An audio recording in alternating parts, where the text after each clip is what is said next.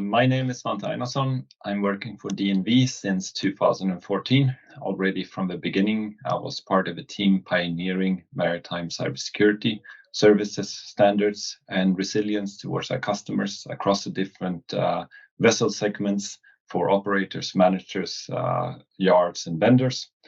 I'm very excited that we are now a big organization of over 500 people working on cybersecurity resilience for different industries. I myself am heading the Maritime Cybersecurity Department with specialists on testing and consultancy services. And since this year, we also have now managed detection and response capabilities in our team. I'm very excited today to be able to share some knowledge about what we have learned in the past and also some of the researchers report that we were able to gather by interviewing key stakeholders in the maritime industry, as well as getting feedback from an 800 participant survey. We have an ever more increasing digitalization of our world today, and that is also the case in the maritime industry. For this to be possible, we are also interconnecting ourselves with different systems and different stakeholders on a daily basis. There's also a drawback from a security perspective. The more we interconnect different systems and the more digitalized they are, also the greater the threat potentially can be.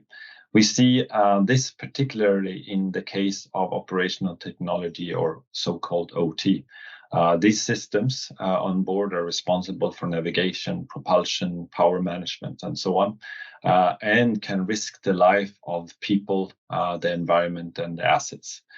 The more connected these systems are, the greater chance it is, or risk it is, that actually a breach will occur.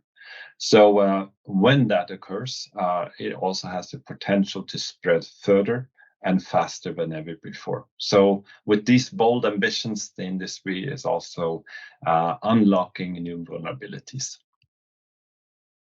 So let me start by also talking about cybersecurity in general. We realize that this is a growing interest in the digitalized world, especially if we want to harvest these digital transformation and also advantages with decarbonization. But some questions will rise then to us in the maritime industry. So what are the threats that are currently evolving? What are the key challenges, for instance? What is the industry prioritizing at the moment? What is driving and holding back our progress? Which steps can the maritime industry take to tackle these emergent cyber risks? And I'm delighted to provide you some insights from here on. First of all, we have the Russian invasion to Ukraine. This actually raising the awareness and raising the understanding how important also especially critical infrastructure is to us today. Soon after, but also before the Russian invasion in February 2022, Russia targeted different parts of the Ukraine critical infrastructure, but it also spread into other dimensions and other areas of Europe. We also see the same part and type of threat into the maritime domain. We have these geopolitical conflicts and state actors targeting disruption of trade and critical infrastructure. And these are different than other attacks that are more purely criminal activities, where the attacker is focusing on extortion of money. We also have the aspect that maritime is and commercial shipping is so important for our globalized trade and logistics. It's a motor for our complete wellness in the world today. This implies also a huge risk for coordinated cyber attacks on commercial shipping, both that we are a part of this critical infrastructure as well as we are providing this link towards globalized trade. In parallel to that, we see greater connectivity in the maritime industry. We also see how threat actors are more increasingly active. The number of malicious tools are increasing on a continuous basis, also the ones that are targeted towards OT systems. And we see how the different actors, may it be the national states, or may it be the hackerists or the criminal guys that are out there just for a pure ransomware kind of payout, that their enthusiasm is staggering, their resources are enhancing, and their tools are being even better made in order for them to achieve their goals. The maritime industry is also waking up to the new threat, and cyber is actually recognized many times as a growing safety and business risk potential as well. The maritime professionals that we surveyed believe that cyber security risks are considered as important as health and safety risk in the industry. We see that also by the priority of some senior management for some organizations, and that it's an increasing topic on their agendas to address this as a business risk. But at the same time, there is a significant room for improvements where before we can say that really cyber security is treated on the same high level and at the same multitudes and taking time and resources on the agenda of these management and these companies as it is for other safety topics. And also, I think that the action and the priorities that we see in the industry at the moment are maybe focused rather to the IT part of our vessels than on the OT side of cybersecurity. Let me now also talk about some key challenges that we have seen throughout the result in our research. First of all, funding, as well as resource issues, ensuring compliance, access to talent, organizational culture, and also supply chain vulnerabilities are some of the topics that came out. Less than half of the maritime professionals that were part of our study think that organizations in the maritime industry is investing enough today, especially in the OT domain. And that is also seen then as the greatest barrier for implementing proper cyber resilience. And if investments are there, then the questions also is has it been prioritized to where the spendings are needed the most or not. Secondly, there is a talent shortage and there's a workforce that is vulnerable to cybersecurity at the moment. There are two different aspects here. We urgently need some cybersecurity champions or officers that are dedicated and experts in the domain of maritime, of vessels, how they operate, how IT and OT functions, as well as cybersecurity. And they can champion this and spread this out to the complete fleet and their organizations. But also, secondly, we need a better training and training that fits the completeness of the crew, so that they know what they are supposed to do and not supposed to do. Training of awareness where they can be seen also not just being the operator, but in some cases even being the friendly threat actor. And it might be surprising to see that our research actually show that the maritime professional worry most about the likelihood of staff becoming an unintentional threat actor through human error, more than they are worried about the criminal activities of a hacker.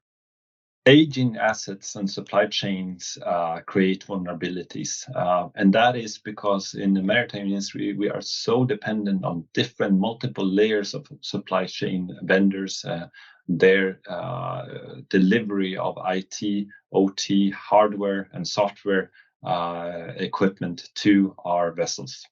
And when, for instance, if we look, it's not just about the new building assets, as they, of course, need to be integrated into bigger systems, and they have how one system is interacting with another one, and how one particular threat or vulnerability actually can threaten another system that has nothing to do with it from the beginning. But it also relates to ships and operations, where we see today, for instance, we have customers that install scrubber systems on their vessels in order to be meeting environmental goals and so on. And these systems are modern systems that have IP network cables included. And all of a sudden we have an interface to old systems which are not hardened, which are not cyber resilient in the same manner as these newer versions of systems that are being interconnected on the same maybe 10 or 20-year-old vessel. The last challenge we saw in the research we did was that maritime professionals believe that industry lacks experience for building an effective, repetitive approach to cybersecurity.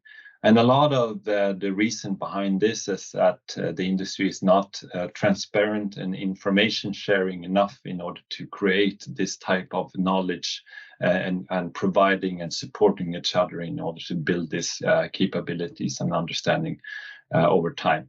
So what we really need there is a more effective sharing of information and lessons learned. And that also goes in the place of not just how to do proper cyber resilience and how to deploy standards and into practical working habits, but also how we share information about vulnerabilities or incidents. And here we see that the regulator can play a good role enforcing this as a mandatory aspect and then sharing out anonymized information to the industry. In our research, we also covered the topic of regulations, as this is on many people's lips of today. Of course, it is also becoming more strict in our sector, not just other critical infrastructure sectors, but also in the maritime domain. And even more regulations is soon on the horizon. Already in 2017, IMO came out with the guidance of maritime cyber risk management that was enforced from 2021. The guidance made it practically mandatory to include cyber risk management into the safety management systems of vessels. The whole guidance is risk-based requirements. It also enforces that you need to have someone responsible, you need to have training, you need to have done a risk assessment and so on. And it refers to best practices within the shipping industry in order to handle cyber resilience at the best. In reality, I have seen personally and also my colleagues that these requirements have been handled very differently. Some of our customers are just doing the bare minimum, only taking a few references into their management system, limiting the training to the bare minimum and so on. But others have also really done a thorough work in order to integrate it into the management system overall, to appoint someone that is responsible for the whole fleet, that rolls out this and champions this as a part of a new culture of the company, and even goes so far that they have sought for a certification against standards like ISO 27001 or DNV's own cybersecurity class notation.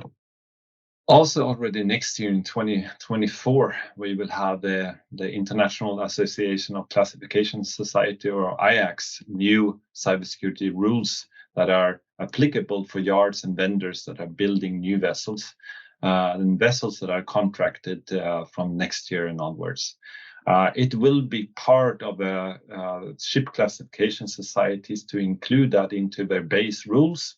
And enforce, therefore, security by design in the systems themselves, but also the network and the whole vessel.